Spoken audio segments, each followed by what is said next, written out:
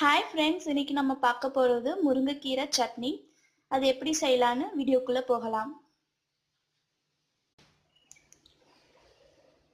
முருங்கைக்கீரை சட்னி எப்படி செய்யறதுன்னு பார்க்கலாம். அதுக்கு தேவையான பொருள் வந்து முருங்கைக்கீரை நல்லா கழுவி வச்சிருக்க, வெங்காயம், புளி, பூண்டு 5 பல்லு, 15 வரமிளகாய், சீரகம், கடுகு, எண்ணெய். கடுகு சீரகம் வந்து தாளிக்கிறதுக்கு வச்சுக்கலாம்.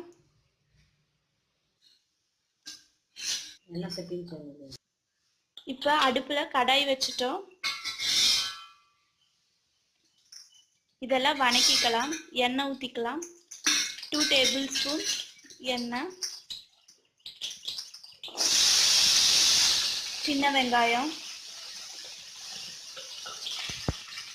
வரமிளகாய் போடுறோம்.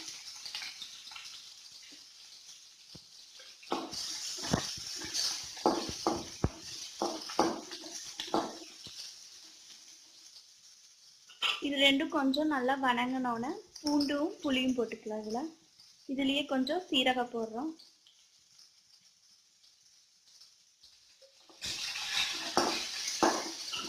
பூண்டு,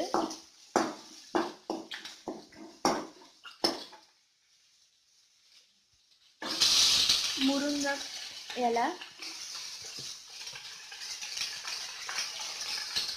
இந்த சட்னிக்கு வந்து நம்ம தேங்காய் யூஸ் பண்ணிக்கலாம்.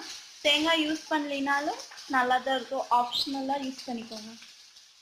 நான் இன்னைக்கு செய்யறது வந்து கொஞ்சம் லைட்டாக தேங்காய் யூஸ் பண்ணிக்கிறேன்.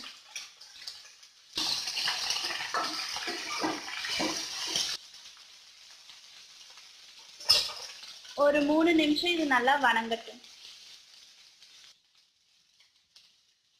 3 நிமிஷம் நல்லா வணங்கிடுச்சு. இதோட பச்சை வாசம் எல்லாம் போயிடுச்சு. நெக்ஸ்ட் வந்து இது ஒரு மிக்ஸி ஜாருக்குள்ள ட்ரான்ஸ்ஃபர் பண்ணிடலாம். மிக்ஸியில் வந்து புளி போட்டுக்கிட்டோம். போட்டுட்டு சால்ட்டு,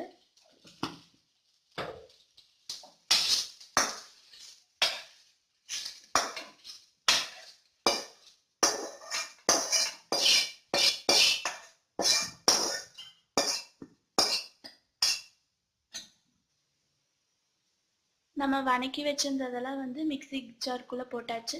அது கூட புளியும் உப்பும் போட்டிருக்கிறோம். இது கூட தேங்காய் போட்டுக்கலாம். இப்போ இதில் தேங்காய் அரை மூடி போட்டிருக்கேன். நெக்ஸ்ட் வந்து இதை வந்து அரைச்சிக்கலாம். அரைக்கிறதுக்கான தண்ணி கொஞ்சம் ஊற்றிக்கோங்க.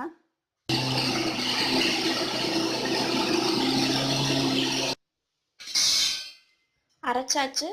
இதில் வந்து நம்ம தாளிச்சு ஊற்றிக்கலாம். தாளிக்கிறதுக்கு தேவையான எண்ணெய் சூடணும்னு கடுகு,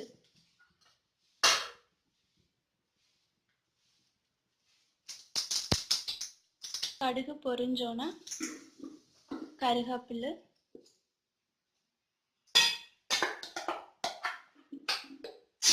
இப்போ இந்த சட்னியை வந்து இதில் மிக்ஸ் பண்ணிக்கலாம்.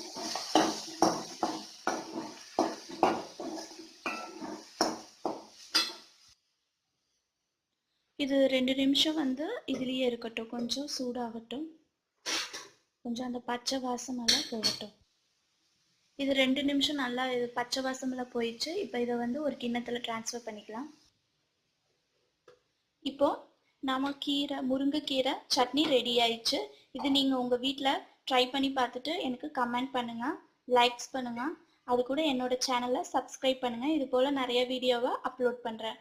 தேங்க்யூ.